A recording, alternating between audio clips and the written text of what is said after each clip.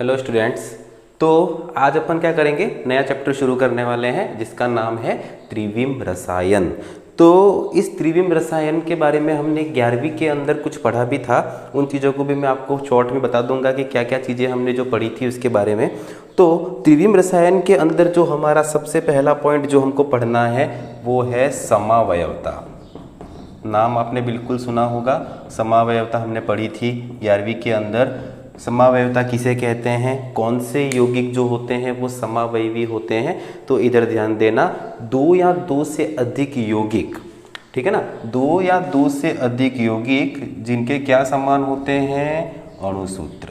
बहुत इंपॉर्टेंट, जिनके अणुसूत्र और अणुभार कैसे होते हैं, समान, परंतु भिन्न क्या होते हैं, उनके गुण। गुण जो होते हैं वो कैसे होते हैं, भिन्न।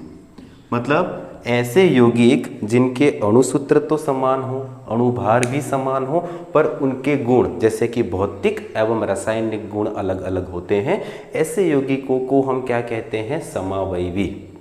ठीक है। और इस पूरी प्रक्रिया को क्या कहला जाता है, समावयवता। जैसे कि अपन एक उदाहरण के साथ समझते हैं यहाँ पर, ठीक है। जैसे कि मैं यहाँ पर एक उदाहरण लिख लेता हूँ, CH3CH2OH। आप सभी जानते हैं इसको हम अल्कोहल कहते हैं, एथेनॉल है ये आपका, ठीक है ना। और दूसरा एक उदाहरण मैं और बनाता हूँ यहाँ पर, CH3OCH3, ये है आपका ईथर। तो यहाँ पर दो भिन्न भिन्न क्रियात्मक समूह आपको दिख रहे होंगे। देखो इसके अंदर कुल कार्बनों की संख्या कितनी है, 2। हाइड्रोजन कितने हैं, 3 और 2 5 और 1 6, और एक क्या है, ऑक्सीजन। इसका अणुसूत्र क्या है, C2H6O। इसके अंदर देखो इसमें भी कार्बन कितने हैं, 2। हाइड्रोजन कितने हैं इसमें, 6, और एक क्या है, ऑक्सीजन। मतलब इसका भी अणुसूत्र क्या है, C6H6O। तो जैसा कि अपनी परिभाषा अपन ने लिखा कि वे यौगिक जिनके अणुसूत्र तो कैसे होंगे, समान, पर उनके गुण कैसे होंगे, भिन्न भिन्न। तो ये दोनों यौगिक आपस में क्या हो गए, समावयवी। ठीक है ना। तो इन्हें हम कहते हैं समावयवी, और इसी गुण को हम क्या कहते हैं, समावयवता। तो समावयवता के बारे में हमने आगे पहले 11th में जो पढ़ा था उन टॉपिक के बारे में भी मैं डिस्कस कर लेता हूँ फटाफट। तो समावयवता जो होती है वो कितने प्रकार की होती है, वहाँ से शुरू करते हैं अपन इसको। तो देखो इधर सब, समावयवता जो होती है वो 2 प्रकार की होती है। कितने प्रकार की होती है, 2 प्रकार की। कौन कौन सी, एक तो होती है आपकी संरचनात्मक समावयवता, एक तो कौन सी, संरचनात्मक समावयवता। और दूसरी समावयवता जो होती है वो कौन सी होती है, आपकी त्रिविम समावयवता। ये हमने 11th में भी बनाया था, ठीक है। संरचनात्मक समावयवता जो थी उसके कितने प्रकार हमने पढ़े थे, आपको याद होगा 11वीं में मैंने आपको पढ़ाए थे। एक तो हमने पढ़ी थी कौन सी, श्रृंखला समावयवता, ठीक है। श्रृंखला के बाद हमने कौन सी पढ़ी थी, आपकी स्थिति समावयवता, स्थिति समावयवता। उसके बाद हमने पढ़ी थी क्रियात्मक समूह समावयवता, क्रियात्मक समूह समावयवता, ठीक है। उसके बाद हमने पढ़ी थी एक मध्यावयवता, एक हमने पढ़ी थी चलावयवता। तो ये सब हमने जो पढ़े थे वो कौन से थे, आपके संरचनात्मक समावयवता, और इसके बारे में हम पहले पढ़ चुके हैं, ठीक है ना। अगर किसी को इनके बारे में भी पढ़ना है डिटेल में और आप चाहते हो कि मैं इसके ऊपर भी वीडियो बनाऊं तो मुझे कमेंट में लिख देना, तो मैं इसके ऊपर भी एक वीडियो बना दूंगा। क्या होता है शॉर्ट में समझ लो। समावयवी किसे कहते हैं वो तो आपको समझ में आ गया, जिनके अणुसूत्र समान और गुण कैसे होंगे, अलग अलग। तो संरचनात्मक समावयवी किसे कहते हैं, वे यौगिक जिनके अणुसूत्र समान, संरचना भी कैसी, अणुसूत्र समान और संरचना कैसी होगी, अलग अलग, ठीक है ना। मतलब जिनकी अणुसूत्र समान और संरचना अलग अलग होगी, ऐसे समावयवियों को हम संरचनात्मक समावयवता कहते हैं। जिसमें श्रृंखला समावयवता मतलब अणुसूत्र समान होंगे पर दोनों की श्रृंखलाएं कैसी होंगी, अलग अलग। जैसे कि स्थिति समावयवता के अंदर अणुसूत्र समान होंगे पर स्थितियां कैसी होंगी, अलग अलग, ठीक है ना। जैसे कि द्विबंध की स्थिति अलग अलग हो सकती है, उसके बाद क्रियात्मक समूहों की स्थिति अलग अलग हो सकती है। जैसे कि मैं आपको एग्जाम्पल के साथ बता देता हूँ, इधर देखना, ये क्या बनाया मैंने, ब्यूट 2 इन उसी तरह से मैं एक बना देता हूँ ब्यूट 1 इन, IUPAC नाम भी आप जानते हैं। ये ब्यूट 2 इन है, यह ब्यूट 1 इन है। दोनों के अंदर अणुसूत्र कैसा है? समान। दोनों के अंदर कार्बन और हाइड्रोजन की संख्या कैसी है? समान। पर इसमें जो द्विबंध है वो कौन से नंबर पर है? दूसरे नंबर पर। और इसमें जो द्विबंध है वो कौन से नंबर पर है? पहले नंबर के ऊपर। मतलब दोनों की स्थिति जो है वो अलग अलग है। तो इन दोनों के अंदर जो समावयवता है वो कौन सी समावयवता हो गई? स्थिति समावयवता। ठीक है। और श्रृंखला अलग अलग होगी तो उसको हम क्या बोलेंगे? श्रृंखला समावयवता। उसी तरह से क्रियात्मक समूह अलग अलग होंगे तो उसे हम क्या बोलेंगे? क्रियात्मक समूह समावयवता। जैसे कि एक उदाहरण इससे पहले ही मैं लिख चुका था यहाँ पर, जिसमें अपन ने एल्कोहल और ईथर के बारे में चर्चा की थी। ठीक है ना। दोनों के अणुसूत्र समान थे पर क्रियात्मक समूह कैसे थे? दोनों के भिन्न भिन्न। ठीक है। मध्यावयवता के बारे में भी मैंने आपको पहले बता दिया था। ठीक है ना, कि जिसमें एक से अधिक जो वैलेंसी वाले संयोजकता वाले तत्व होते हैं, जैसे कि नाइट्रोजन हो गया, ऑक्सीजन हो गया, उनके दोनों तरफ जब असमान समूह लगे हुए होते हैं तब वो कौन सी समावयवता प्रदर्शित करता है? मध्यावयवता। और उसी प्रकार से चलावयवता। चलावयवता कौन सी थी आपकी? कीटो और इनोल वाली। याद आ रहा है ना? कीटो इनोल वाली कौन सी? जिसमें जैसे कि इधर देखना, जिस कार्बन के ऊपर डबल बॉन्ड होता है उसी कार्बन के ऊपर OH होता है, तो इसे हम क्या कह रहे थे? इनोल। इनोल क्यों कह रहे हैं? इन प्लस ऑल, मतलब कार्बन के साथ डबल बॉन्ड है, डबल बॉन्ड का तो क्या लग गया? इन, और एल्कोहल का ऑल, तो इनोल। और ये कैसा होता है? अस्थाई। तो क्या हो रहा था? ये इलेक्ट्रॉन्स इधर आते थे और ये हाइड्रोजन जो है वो शिफ्ट होके इस कार्बन पे चला जाता था और हमें यहाँ क्या मिल जाता था? C डबल बॉन्ड O, और हाइड्रोजन जो था वो यहाँ नेक्स्ट कार्बन पे हम जोड़ देते थे और ये हमें मिल जाता था कौन सा? कीटो रूप। तो इसे बोलते हैं अपन कीटो इनोल समावयवता, जिसे हम चलावयवता भी कहते हैं। तो ये सारी तो थी आपकी कौन सी? संरचनात्मक समावयवता। ठीक है। हमारा जो 12th का जो चैप्टर है वो किसके ऊपर है? त्रिविम रसायन। मतलब हमें इसमें किसके बारे में पढ़ना है? त्रिविम समावयवता के बारे में। तो बहुत अच्छे से समझना इस त्रिविम समावयवता के बारे में। पहले अपन सारी चीज़ें देख लेते हैं। त्रिविम समावयवता जो है वो कितने प्रकार की है? तो ये 2 प्रकार की होती है मुख्यतः। कौन कौन सी?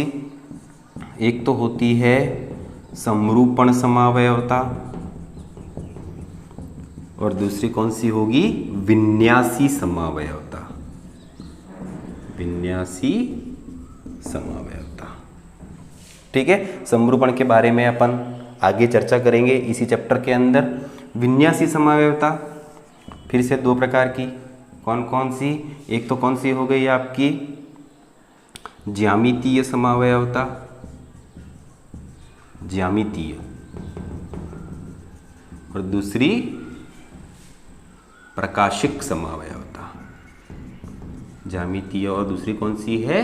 प्रकाशिक समावयवता।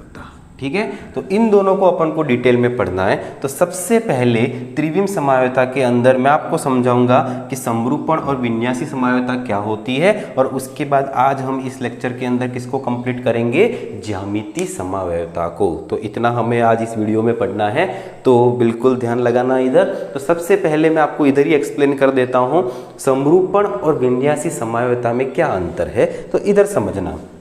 समरूपण, देखो नाम से समझना, समरूपण मतलब रूप कैसा होगा? समान। मतलब इनमें क्या होता है? समरूपण समावयवता के अंदर कार्बन कार्बन के बीच में मुक्त घूर्णन पाया जाता है। क्या पाया जाता है?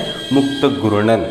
मतलब जैसे कि ये कार्बन है और ये दूसरा कार्बन है। ठीक है। दोनों कार्बन है, बीच में एकल बंध होगा तो एक कार्बन के सापेक्ष हम दूसरे कार्बन को क्या कर सकते हैं? घुमा सकते हैं। तो मुक्त घूर्णन के कारण हमें अलग अलग स्थितियां प्राप्त होती है। जैसे कि ये पीछे वाला हाथ जो है उसको मेरे आगे वाले हाथ ने ढक के रखा है, पर जैसे ही मैं इसको थोड़ा घुमा दूंगा तो देखो अलग स्थिति प्राप्त हुई, फिर अलग स्थिति प्राप्त हुई। तो इस मुक्त घूर्णन के कारण हमें जो अलग अलग स्थितियां प्राप्त होती हैं, वो जो यौगिक आपस में समावयवता प्रदर्शित करते हैं उन्हें हम कौन सी समावयवता कहते हैं? समरूपण समावयवता। ठीक है। समरूपण समावयवता के अंदर और क्या होता है? तो समरूपण समावयवता जो होती हैं उन्हें अलग अलग नहीं कर सकते। क्या नहीं कर सकते? मतलब उन्हें आइसोलेट नहीं कर सकते। क्यों नहीं कर सकते? उसके बारे में भी बात करेंगे। क्योंकि इनको एक दूसरे में परिवर्तित होने के लिए निम्न ऊर्जा की आवश्यकता आवश्यकता होती है, मतलब बहुत ही कम ऊर्जा की आवश्यकता होती है, जिससे क्या होते हैं ये एक दूसरे के अंदर कमरे के ताप के ऊपर ही क्या हो जाते हैं, परिवर्तित हो जाते हैं। अब जैसे कि आपने दो अलग अलग स्थितियां थी, दोनों को मान लो अलग कर भी दिया तो क्या हो जाएगा, थोड़ी देर के अंदर ऑटोमेटिक वो जो पहला वाला था ए था वो बी में बदल जाएगा, बी था वो ए में बदल जाएगा। मतलब आप चाह कर भी इनको अलग अलग नहीं कर पाओगे कमरे के ताप पर, रूम टेम्परेचर पर, ठीक है। जबकि विन्यासी समवायता में क्या होता है, विन्यासी समवायता जो होती है उसको एक दूसरे में परिवर्तित होने के लिए उच्च ऊर्जा की आवश्यकता होती है, हाई एनर्जी चाहिए इनको एक दूसरे में कन्वर्ट होने के लिए, और उच्च ऊर्जा की आवश्यकता होती है, इसलिए हम इनको अलग अलग कर सकते हैं, पृथक कर सकते हैं। कौन से समावयवी होते हैं वो, विन्यासी समावयवी, ठीक है ना। तो अब अपन शुरू करते हैं एक एक को। सबसे पहले हम पढ़ेंगे विन्यासी समावयवता के अंदर ज्यामितीय समावयवता को।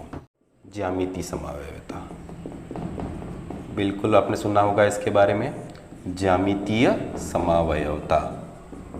तो चलो इधर ध्यान दो, क्या होती है ज्यामितीय समावयवता। तो पहली चीज, ज्यामितीय समावयवता प्रदर्शित क्यों होती है, तो इसमें जो मुक्त घूर्णन होता है वो क्या होता है, प्रतिबंधित, मतलब रेस्ट्रिक्ट हो जाता है रोटेशन।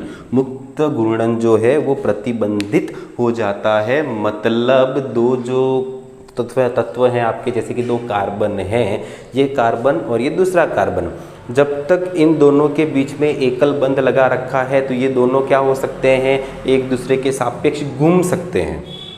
पर अगर मैंने द्विबंध लगा दिया, मतलब इन दोनों के बीच में एक बंध और लगा दिया, तो जैसे ही द्विबंध हो जाएगा तो अब ये एक दूसरे के सापेक्ष घूम नहीं पाएंगे, ठीक है। इसी को हम क्या कहते हैं, मुक्त घूर्णन, मतलब घूर्णन को क्या कर देना, प्रतिबंधित, घूमना बंद कर देना।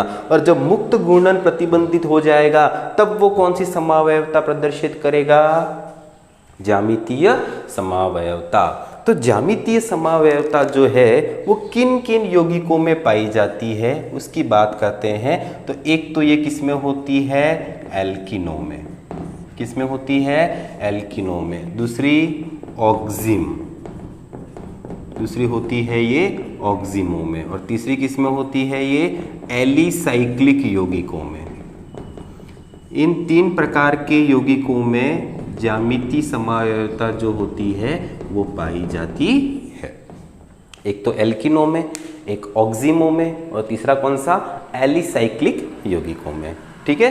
तो इन तीनों के बारे में अपन एक एक करके चर्चा करते हैं। सबसे पहले हम किसके बारे में देखेंगे, एल्किनों में ज्यामितीय समावयवता। तो सबसे फर्स्ट एल्किन।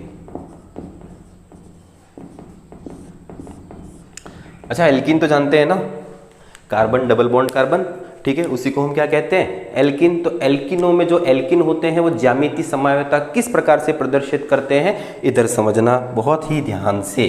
जैसे कि मैंने ले लिया ये कार्बन डबल बॉन्ड कार्बन, ठीक है ना। तो जैसे कार्बन और कार्बन के बीच में मैंने क्या लगा दिया, द्विबंध। द्विबंध लगते ही इन दोनों का घूर्णन जो है वो कैसा हो गया, प्रतिबंधित, मतलब अभी दोनों कार्बन क्या होंगे, घूम नहीं पाएंगे। कार्बन की संयोजकता कितनी होती है, 4। तो क्या करते हैं अपन, ये जैसे कि 4 वैलेंसी मैंने बना दी, 1 2 3 4, 1 2 3 और 4। अब इधर समझना, मान लो इस कार्बन के ऊपर जो समूह लगे हुए हैं वो कौन से लगे हुए हैं, ए और बी, ठीक है। और इस कार्बन पे भी अपन ने कौन से लगाए हैं, ए और बी। तो आपको क्या देखना है कि जब कार्बन कार्बन के बीच में द्विबंध है, मतलब उनका घूर्णन जो है वो कैसा है, प्रतिबंधित है। तब आपको ये देखना है कि जो समान समूह होते हैं, जैसे कि यहाँ पर क्या लगे हुए हैं, ए, जो समान समूह होंगे वो अगर एक ही तरफ होंगे, जैसे कि बी दोनों नीचे हैं, दोनों ए है वो कहाँ है, ऊपर है, तो ऐसी स्थिति में इस समावयवी को हम कौन सा कहते हैं, समपक्ष। क्या कहते हैं, समपक्ष, सिस बोलते हैं अंग्रेजी में इसको। पर अगर स्थिति ऐसी हो कि कार्बन डबल बॉन्ड कार्बन के ऊपर ये जो ए और बी था वो कैसे हो जाए, एक दूसरे के विपरीत, ऑपोजिट हो जाएं। ऐसी कंडीशन में देखो आप, जो समान समूह हैं वो एक दूसरे के कहाँ पर आ गए, विपरीत आ गए, तो इस समावयवी को हम क्या कहते हैं, विपक्ष। बस ये ज्यामिति समावयवता, बहुत सरल। परीक्षा में प्रश्न आएगा, कोई भी आपको यौगिक दे देगा और बोलेगा कि इसके ज्यामिति समावयवी बनाइए, तो मतलब आपको ये समपक्ष और विपक्ष बनाने हैं अगर वो एल्किन दे रखी है तो। और किस तरह बनाएंगे कि जो समान समूह है उनको एक तरफ और एक तरफ रखोगे तो वो कौन सा हो जाएगा, समपक्ष, और अगर उनको आपने ऑपोजिट रख दिया तो वो कौन सा हो जाएगा, विपक्ष। समझ में आ गया? ठीक है, तो चलो अपन एक दो उदाहरण ले लेते हैं इसके। ठीक है, मैं 2-3 उदाहरण यहाँ पर आपके सामने करके बताता हूँ, तो इधर ध्यान देना। 2-इन, मैंने कौन सा उदाहरण लिया, ब्यूट 2-इन। आप सब जानते हैं ब्यूट 2-इन कैसा होता है, ये CH3 CH double bond CH और ये CH3, 4 कार्बन होंगे आपके, और दूसरे कार्बन पे क्या लगा रखा है, द्विबंध, तो ये बन गया ब्यूट 2-इन। प्रश्न क्या है कि ब्यूट 2-इन के आपको क्या बनाने हैं, ज्यामिति समावयवी। देखो इधर बच्चों कैसे बनाओगे, तो सबसे पहले द्विबंध जो है वो किन 2 कार्बन के बीच में है, इन 2 कार्बन के बीच में, तो अपन ने क्या किया, ये कार्बन डबल बॉन्ड कार्बन बना दिया। ठीक है, ये इस कार्बन की 2 संयोजकता, ये उस कार्बन की 2 संयोजकता। अब इस कार्बन को देखो, इस कार्बन के पास क्या क्या है, एक तो CH3 है और दूसरा क्या है, हाइड्रोजन। तो अपन ने यहाँ पर लगा दिया, एक मैंने लगा दिया ये CH3 और दूसरा मैंने क्या लगा दिया, हाइड्रोजन। उसी तरह से इस कार्बन के पास भी क्या है, एक CH3 और एक क्या है, हाइड्रोजन, तो मैंने ये लगा दिया यहाँ पर CH3 और एक क्या लगा दिया, हाइड्रोजन। अब आप ही देखो कि इसमें जो समान समूह है वो दोनों एक ही तरफ है कि नहीं है, दोनों CH3 का है ऊपर या दोनों हाइड्रोजन का है नीचे, तो इसको हम क्या कह देंगे, कौन सा समावयवी हो गया, ये समपक्ष। कौन सा हो गया, समपक्ष। उसी तरह से अगर इसी का मुझे विपक्ष बनाना है तो किस तरह बनाऊंगा, जैसे कि ये CH3 था, ये हाइड्रोजन था, इनको मैं क्या कर देता हूँ, उल्टा, हाइड्रोजन को ऊपर लिख देता हूँ, CH3 को कहाँ लिख देता हूँ, नीचे। अब देखो जो समान समूह है वो एक दूसरे के कहाँ है, विपरीत, तो ये कौन सा समावयवी हो गया, विपक्ष। बहुत ही आसान है ये समपक्ष और विपक्ष बनाना। ठीक है ना, एक आधा उदाहरण और लेते हैं, मिटा देता हूँ उसको मैं।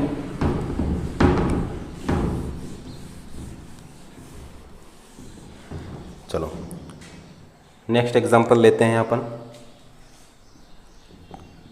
1,2 dichloro ethene. 1,2 dichloro ethene. Ethene मतलब कितने कार्बन होंगे, 2 कार्बन, और पहले और दूसरे दोनों के ऊपर क्या लगाना है, क्लोरीन। 1,2 डाइक्लोरो एथीन, बहुत ही सरल। देखो इन दोनों कार्बन के बीच में डबल बॉन्ड है, फटाफट लिखूंगा यहाँ पर, ये कार्बन डबल बॉन्ड क्या बना दिया मैंने, कार्बन, और इस कार्बन पे क्या लगा हुआ है, एक हाइड्रोजन और एक क्लोरीन। इस कार्बन पे भी क्या है, एक हाइड्रोजन और एक क्लोरीन। ठीक है, इसको ऐसे भी बना दो, कोई दिक्कत नहीं, दोनों सेम ही है। अब देखो दोनों जो सेम है वो किस तरफ है, सेम साइड है, तो ये कौन सा बन गया आपका, समपक्ष। ठीक है ना, उसी तरह से ये कार्बन डबल बॉन्ड कार्बन, और अब मैंने क्या कर दिया, दोनों को कहाँ ले लिया, विपरीत। जैसे ही दोनों को विपरीत ले लिया तो अब ये मेरा कौन सा बन गया, समावयवी विपक्ष। हाँ या ना। एक और एग्जांपल लें, इधर देखो, 2 ब्यूटिनोइक अम्ल, 2 ब्यूटिनोइक अम्ल। ठीक है ना, बनाता हूँ इधर में, CH3 CH double bond CH COOH। ठीक है, 4 कार्बन की श्रृंखला है, 1 2, दूसरे पे डबल बॉन्ड आ गया तो 2 ब्यूटिनोइक अम्ल हो गया। द्विबंध किस पे है, इन दोनों कार्बन के बीच में है। इधर देखना ध्यान से, ये कार्बन डबल बॉन्ड कार्बन बना दिया, इस कार्बन पे क्या है, एक CH3 और एक हाइड्रोजन, तो ये मैंने बना दिया एक CH3 और एक क्या बना दिया, हाइड्रोजन। इस कार्बन पे क्या है, एक COOH और दूसरा क्या है, हाइड्रोजन। इस पे एक COOH और दूसरा क्या है, हाइड्रोजन। अब आप देखो जो 2 समान समूह हैं वो दोनों एक ही तरफ है कि नहीं है। जरूरी नहीं है कि दोनों तरफ के समूह समान होने चाहिए, कोई एक भी आपको समान मिल गया ना तो भी आपको उसको समपक्ष और विपक्ष बताना है। हाँ, चारों 4 अलग होंगे तब हम समपक्ष और विपक्ष की बात नहीं करेंगे, पर हाँ अगर आपको 2 भी समान मिल जाते हैं तब इसको हम क्या बोल देंगे, समपक्ष। और इसी का विपक्ष बनाना है तो आप क्या करोगे, हाइड्रोजन को इधर ले लो, COH को कहाँ ले लोगे, नीचे, तो ये क्या बन जाएगा आपका विपक्ष। ठीक है, ये CH3 था, ये हाइड्रोजन, यहाँ हाइड्रोजन को ऊपर ले लिया मैंने और COOH को कहाँ ले लिया, नीचे। अब देखो दोनों समान समूह कहाँ हो गए, विपरीत, तो ये कौन सा समावयवी हो गया, विपक्ष। आगे बात तो समझ में बच्चों।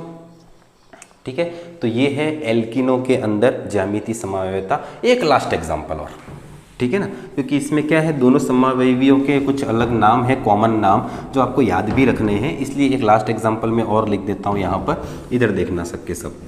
ये भी कुछ नहीं है भाई, ये समपक्ष और विपक्ष वाला ही। तो इधर देखो, एक यौगिक बना रहा हूँ मैं आपके सामने, जैसे कि कार्बन डबल बॉन्ड कार्बन बना दिया मैंने, ठीक है, ये बनाया COOH, यहाँ पर भी कौन सा बना दिया, COOH, यहाँ पर एक हाइड्रोजन और यहाँ पर भी एक हाइड्रोजन। ठीक है, आप देख के बता सकते हो ये कौन सा समावयवता है आपकी, ये कौन सा है, समपक्ष।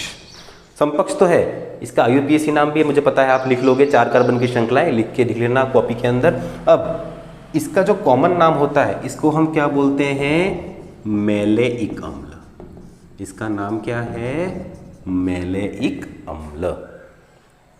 ठीक है, पर अगर मैं इसका विपक्ष रूप बनाऊं, मतलब ये COOH यहाँ पर, ये हाइड्रोजन यहाँ पर, अब मैंने यहाँ पर ले लिया COOH और ये कौन सा ले लिया, हाइड्रोजन। अब क्या हो रहा है कि दोनों समान समूह जो है वो कहाँ चले गए, विपरीत। तो ये कौन सी समावयवता है, ये इस पे कौन सा रूप हो गया आपका, विपक्ष। और इसको हम क्या बोलते हैं, इसको बोलते हैं फ्यूमेरिक अम्ल। कौन सा अम्ल बोलते हैं, फ्यूमेरिक अम्ल। मतलब एक तो था मैलेइक अम्ल और दूसरा कौन सा था आपका, फ्यूमेरिक अम्ल। तो एक ये भी चीज़ ध्यान रखना कि मैलेइक अम्ल जो होता है वो तो समपक्ष होता है और फ्यूमेरिक अम्ल जो होता है वो कौन सा होता है आपका, विपक्ष रूप होता है।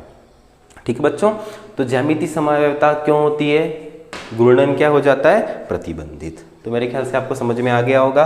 तो एल्किनो के अंदर ज्यामितीय समावयवता हमारी यहाँ पर होती है खत्म।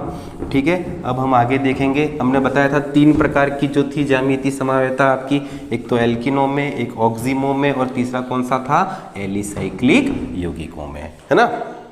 तो अब नेक्स्ट जो है वो हम शुरू करेंगे ज्यामितीय समावयवता किसके अंदर देखने वाले हैं, अब हम ऑक्सीमो में। ठीक है, अब नया प्रश्न हमारे सामने कि यह ऑक्सीम क्या होता है। ठीक है ना, तो इधर ध्यान देना। ऑक्सीम का मतलब कैसे बनता है ऑक्सीम, उस चीज को समझते हैं हम सबसे पहले।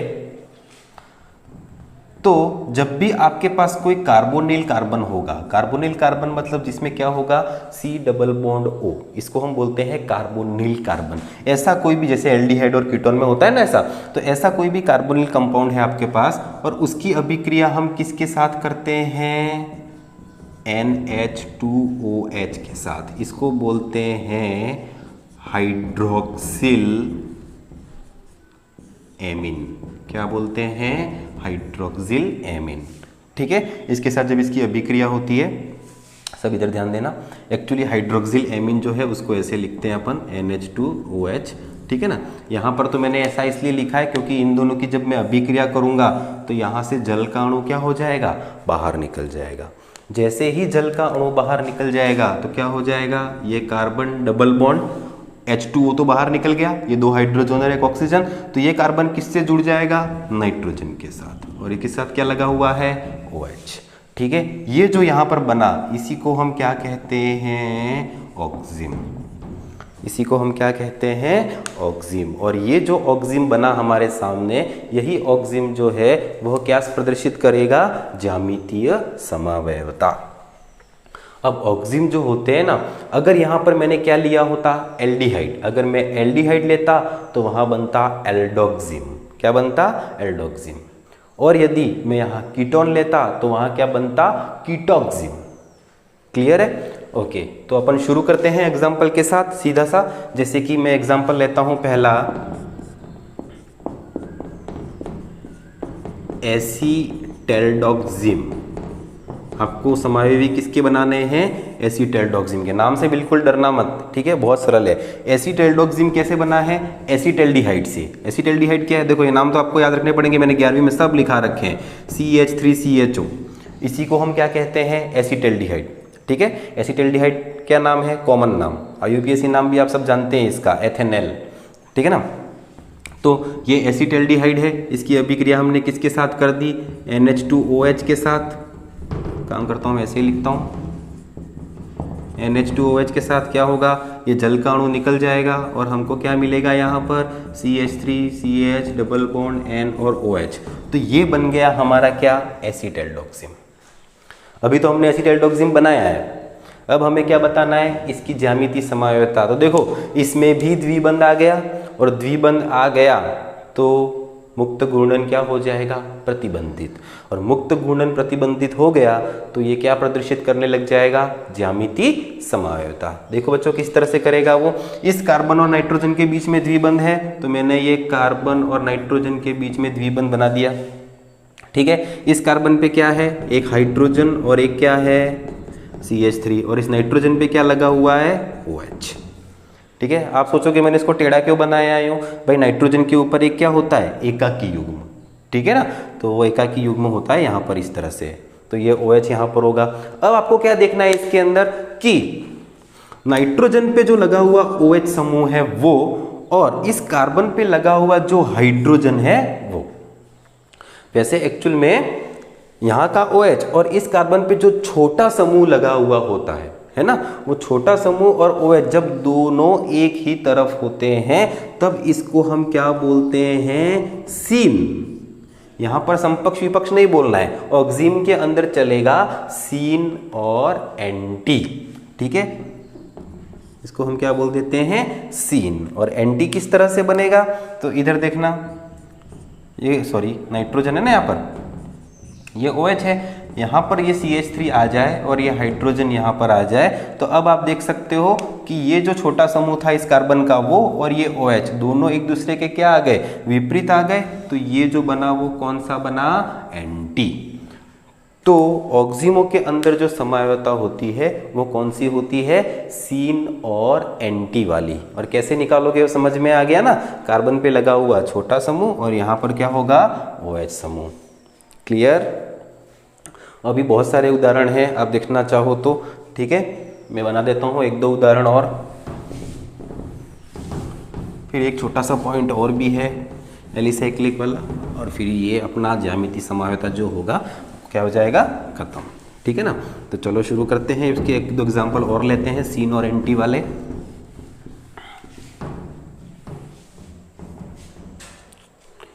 चलो एक एग्जाम्पल है एसिटोफिनॉन ऑक्सिम।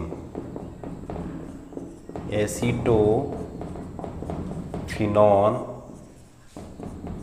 ऑक्सिम, ये सारे एग्जाम्पल आपको आपकी बुक के अंदर मिल जाएंगे, वहां से भी आप साथ में देखते रहना। तो एसिटोफिनॉन ऑक्सिम, एसिटोफिनॉन मतलब क्या होता है? एसिटोफिनॉन इधर देखना, ये बेंजीन होती है, ठीक है ना, और इस बेंजीन के ऊपर यहाँ पर C डबल बॉन्ड O और ये H, ठीक है, सॉरी CH3, एसिटोफिनॉन इसको बोलते हैं, कीटोन बन गया ना ये। तो इस बेंजीन को मैं C6H5 लिख देता हूँ यहाँ पर, ये C6H5, ठीक है, C डबल बॉन्ड O और ये क्या हो गया? CH3, और उसकी अभिक्रिया हम किसके साथ कर रहे हैं? हाइड्रोक्सिल एमीन के साथ। जैसे ही हाइड्रोक्सिल एमीन के साथ अभिक्रिया करेंगे ये जल का अणु क्या हो जाएगा?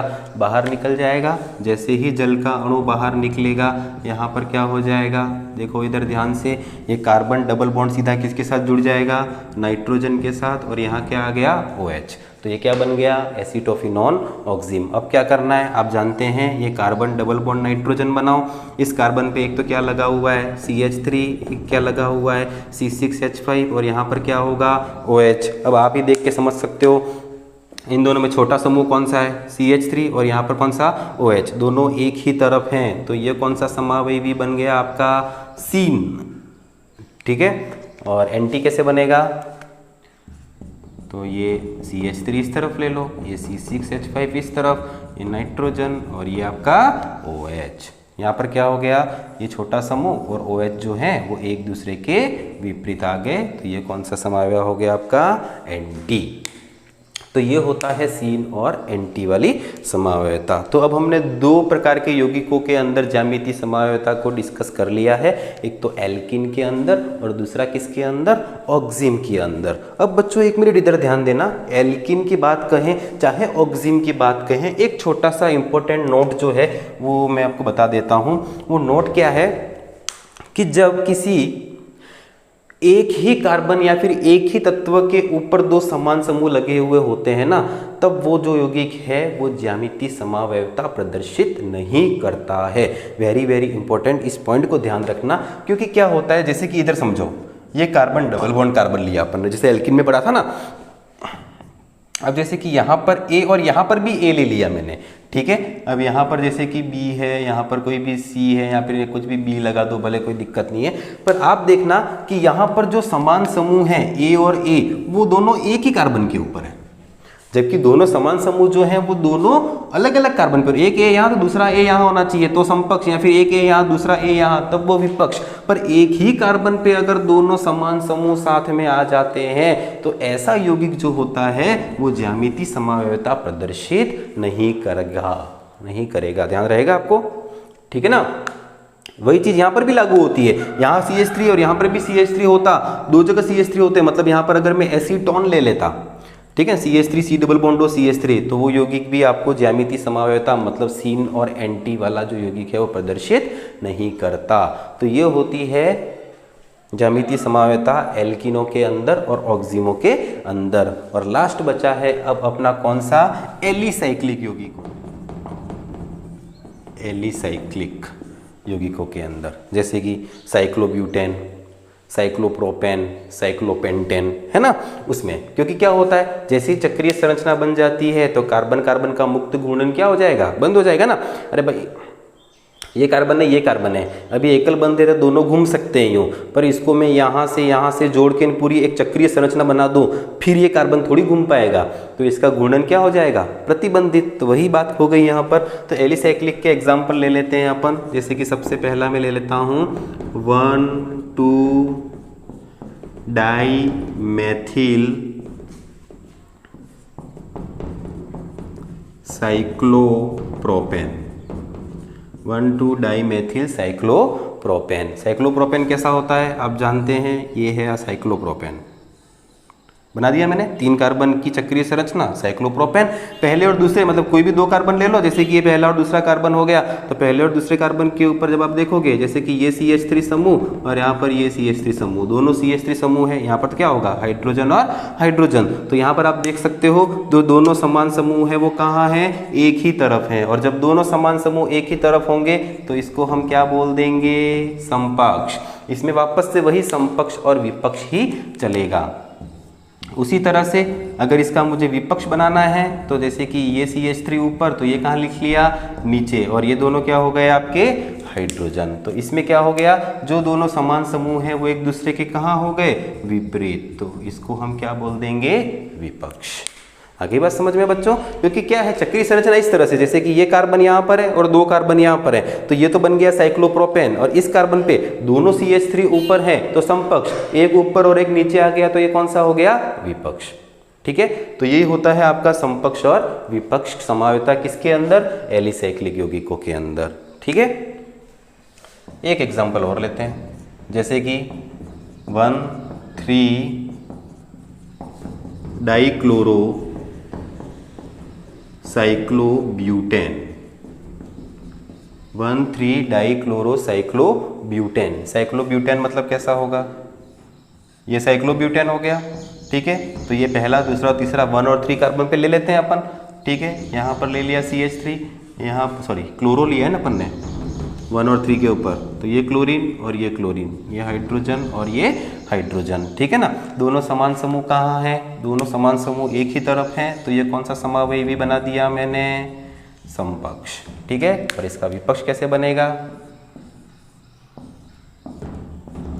क्लोरीन हाइड्रोजन, या हाइड्रोजन और ये कहाँ ले लिया, क्लोरीन, मतलब दोनों को हमने कहाँ ले लिया, एक दूसरे के विपरीत, तो ये कौन सा समावयवी बन गया, विपक्ष। तो बच्चों बहुत अच्छे से ध्यान रखना है इन चीज़ों को और अच्छे से प्रैक्टिस करना है इसकी, क्योंकि त्रिविम समवायता वाला जो चैप्टर है आपका वो भी 3 मार्क्स का चैप्टर होता है एग्जाम में। और ये जो है आगे हमने जो पढ़ा ज्यामितीय समवायता वो यहाँ पर आपकी पूरी खत्म होती है। नेक्स्ट लेक्चर के अंदर हम पढ़ेंगे प्रकाशिक समवायता के बारे में, जो बहुत ही इंपॉर्टेंट हो जाएगा और बहुत ही ध्यान रखना पड़ेगा उसमें भी आपको। तो जब तक मैं आपको नेक्स्ट वीडियो कल या परसों तक जब मैं आपको प्रोवाइड कराऊंगा तब तक आप इसको बहुत अच्छे से तैयारी कर लेना, ठीक है ना। तो अगली क्लास में मिलेंगे अपन, तब तक इसको अच्छे से पढ़ लेना, ठीक है बच्चों।